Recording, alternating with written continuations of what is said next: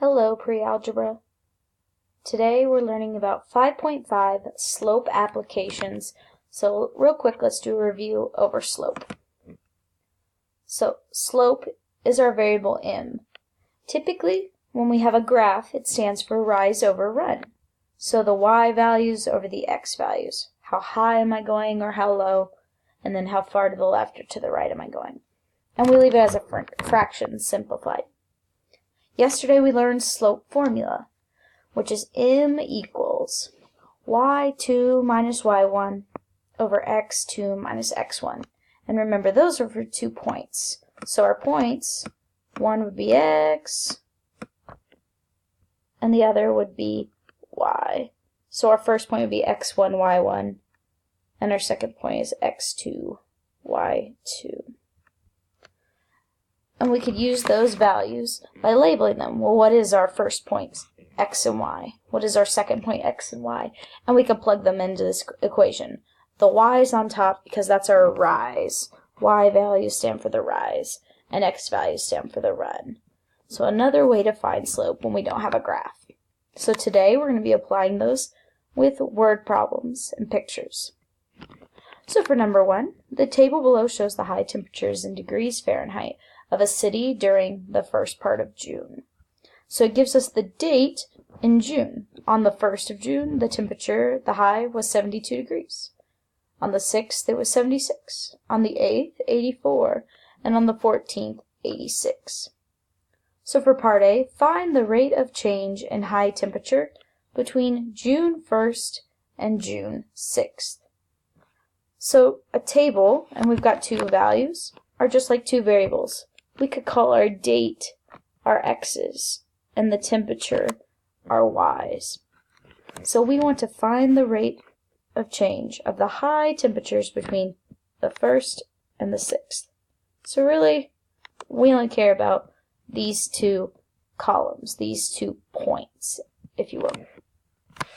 So on the 1st of June, if that's our x value, then our y value on the 1st was 72. So that's like our x1, y1. And on the 6th, the other date we want to compare, that's our x, the y value was 76. So using that information, we're going to plug it into our formula. Well, slope m equals y2. So our second point, the y value is 76, minus y1, which was 72, over the fraction. The second x value was 6, minus the first x value, 1. So we plugged in our equation from yesterday, and now we're going to apply it and simplify. 76 minus 72 is 4. 6 minus 1 is 5. So really we have 4/5. Well, 4/5, does that really explain temperatures and date? Does that really help us? Not really. So today, we're actually going to be turning those fractions into decimals. 4 divided by 5 is really 0.8.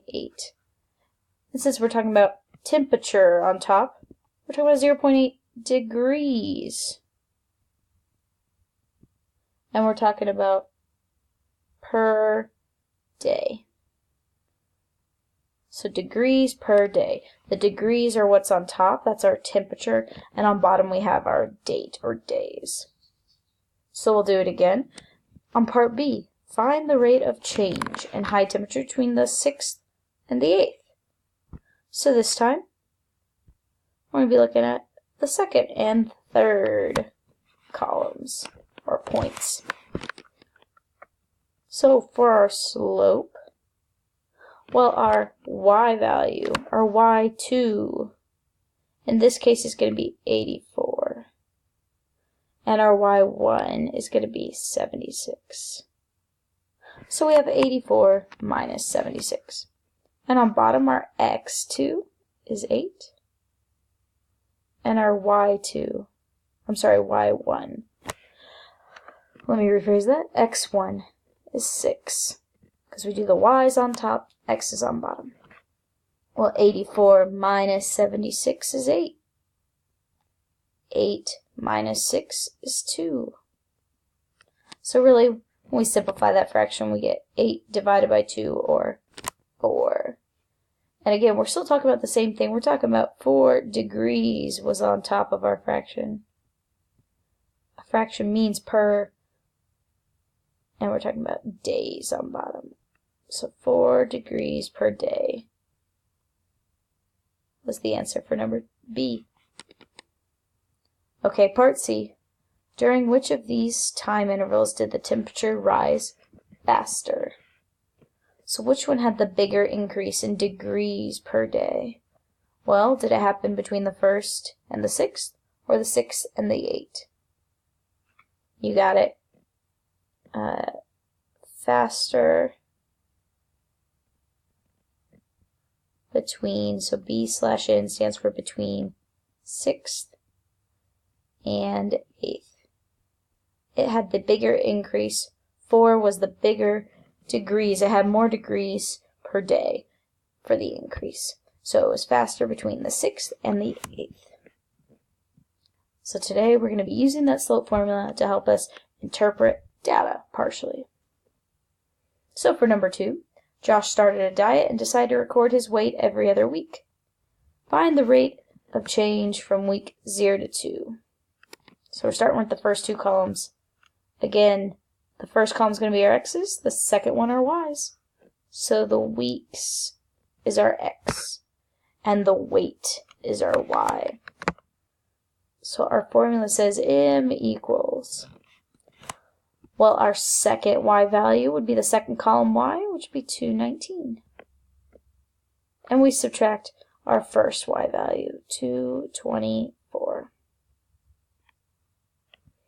On bottom, we've got our second x value, which was 2 weeks, minus our first x value, 0 weeks when we started.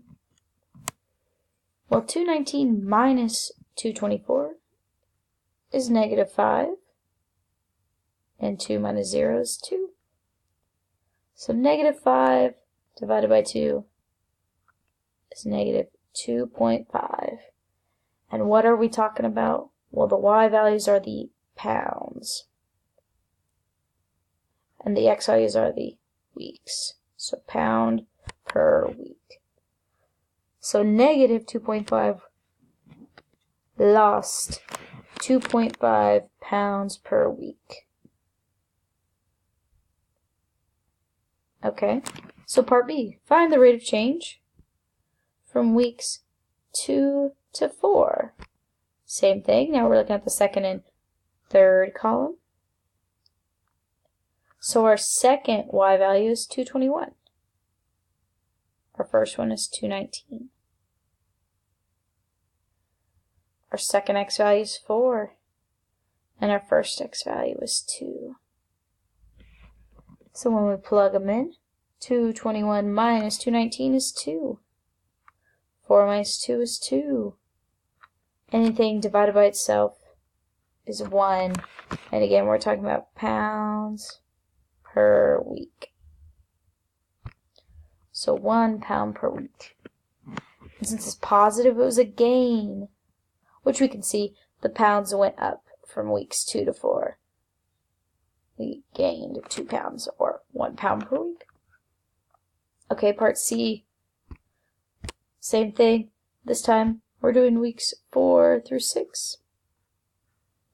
Okay, so starting with 6, our y value is 215. Our first y value is 221.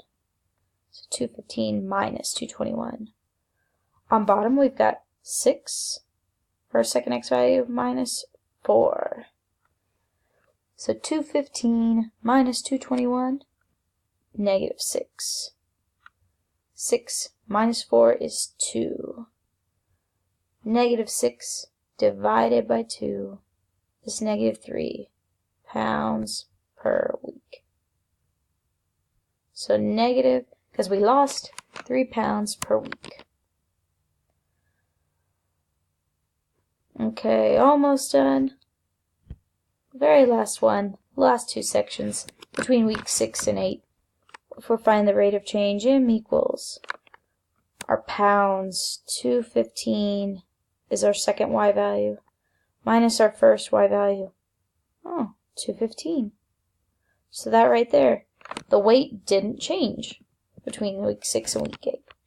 Okay, so then x values. Well, we're at week 8. We were at week 6. So 8 minus 6 is on bottom. Well, like I said, 215 minus 215. We didn't lose or gain any weight. That's 0. And 8 minus 6 is 2. 0 divided by anything is 0. So that's 0 pounds per week. So the question, explain what this means. The rate of change is 0. So the weight did not change. So that's what I'm looking for when it says explain. The weight did not change. We did not gain, or I'm sorry, Josh did not gain or lose any weight. So pause here. There is going to be a second clip, and we'll finish it up on the back.